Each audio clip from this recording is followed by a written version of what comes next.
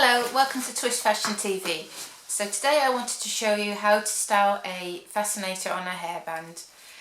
This one is a double prong hairband and it's quite strong, so if you feel it's too loose or too tight on your head, you can always bend it like this or pull it apart for a bit more comfort on your head.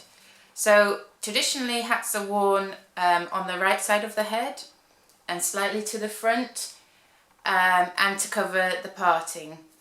So, but if you find that uncomfortable, then you know the tradition is an old tradition, so wear it how you find is right. So just simply slotted it on my head, and that way the hair covers it.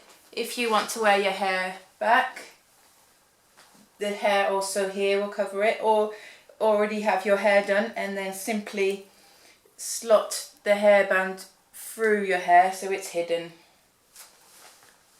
And there we go, slightly to the front.